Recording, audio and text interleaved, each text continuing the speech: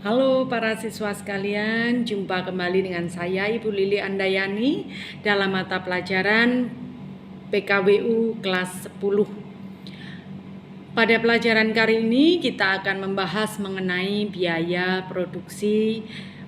Ini adalah bagian yang kedua. Para siswa sekalian, perhitungan biaya produksi itu adalah hal yang sangat penting. Karena apa? Karena akan mempengaruhi tinggi dan rendahnya harga jual produk, ya. Kemudian biaya produksi itu akan dibebankan kepada konsumen. Artinya apa? Bahwa setiap pembiayaan akan dihitung, kemudian akan dibagi dengan jumlah produk yang diproduksi, lalu muncullah harga jual. Nah, ketika barang itu terjual kan artinya konsumen yang membayar biaya produksi tersebut. Kemudian berikutnya ini adalah contoh soal ya, contoh soal.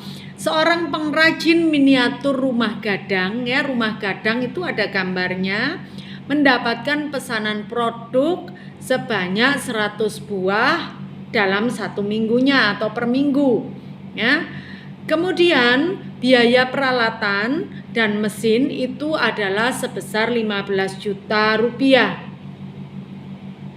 Lalu bahan baku yang diperlukan dalam jumlah banyak dan biaya yang dikeluarkan adalah sebanyak 5 juta rupiah. Kemudian biaya operasional yang tidak terduga dari produksinya itu sebesar 1 juta rupiah.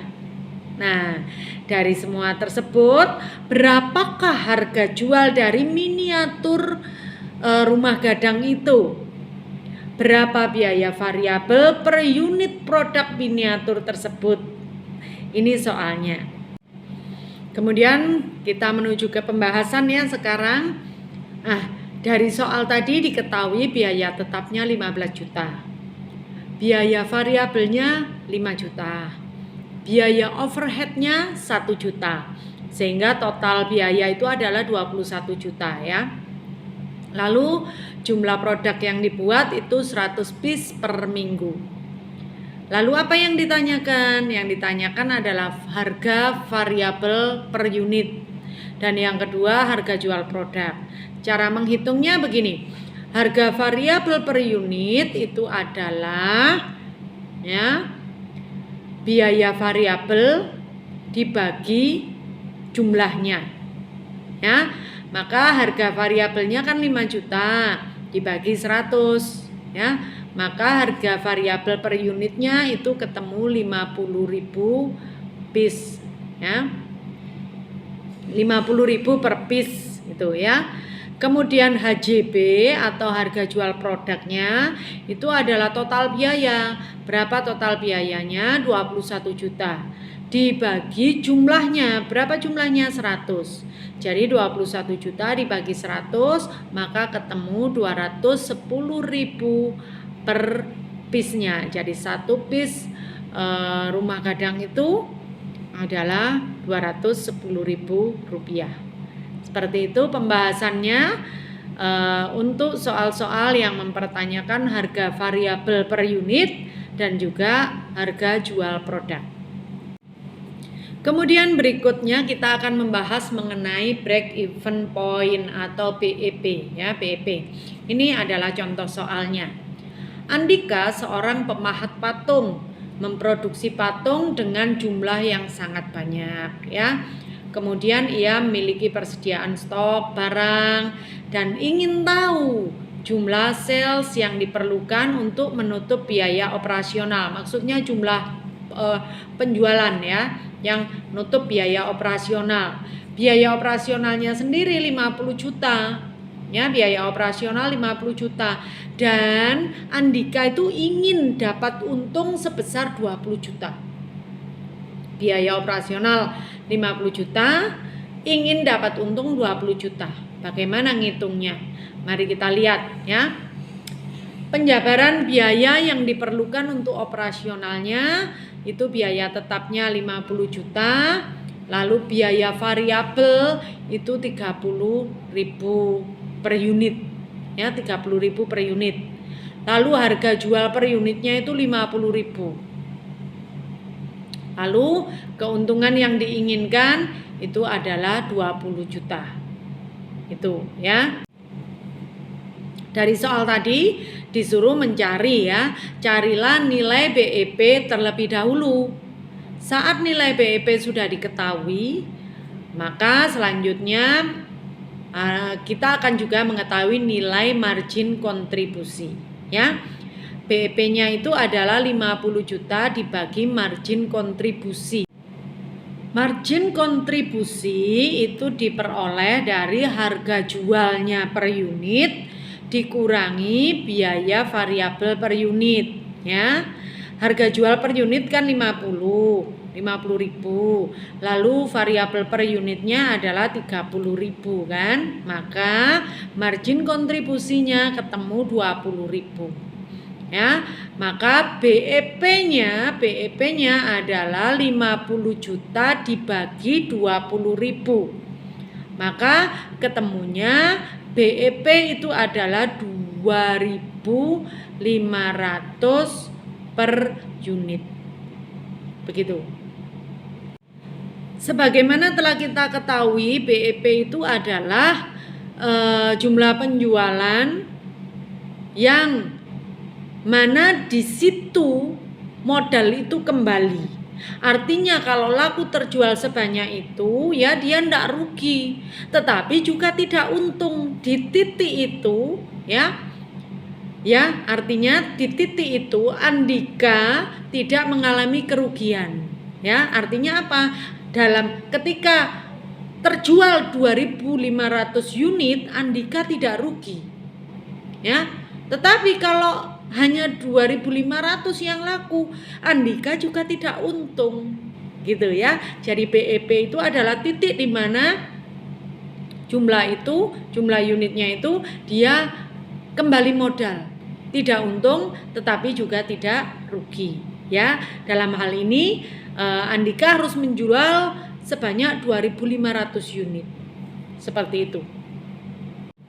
Poin penting selanjutnya bagi Andika yang mengawasi produksi adalah menghitung dalam bentuk rupiah atau mata uang lainnya. Ya, kendalanya semua biaya, baik itu biaya tetap maupun biaya variabel itu harus dengan jenis mata uang yang sama ya. Ini perhitungannya, BEP dalam rupiah ya. Harga jual per unit kali BEP unit gitu ya. Nah, BEP dalam rupiahnya tadi kan harga jualnya kan 50.000. Lalu BEP unitnya itu ya adalah 2.500. Maka BEP dalam rupiahnya adalah 50.000 kali 2.500 ya. Maka BEP dalam rupiahnya adalah 125 juta. Ya.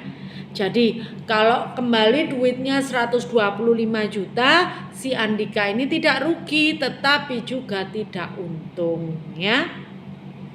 Selanjutnya yang merupakan poin penting dalam perhitungan BEP adalah bagaimana menerapkan BEP ini untuk menghasilkan keuntungan yang diinginkan dengan menggunakan break-even analysis.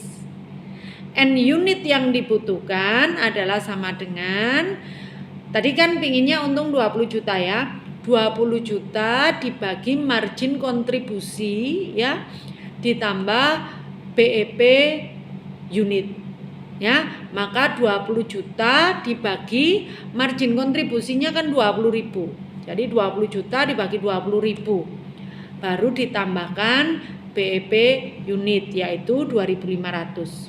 Maka N unit itu adalah 1.000 ditambah 2.500.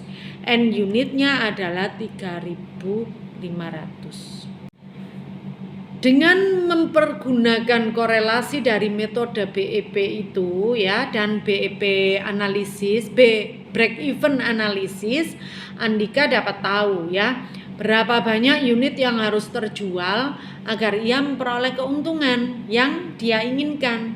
Dalam kasus ini, kalau Andika jual hanya 2.500 unit, maka dia tidak memperoleh keuntungan, sudah balik modal.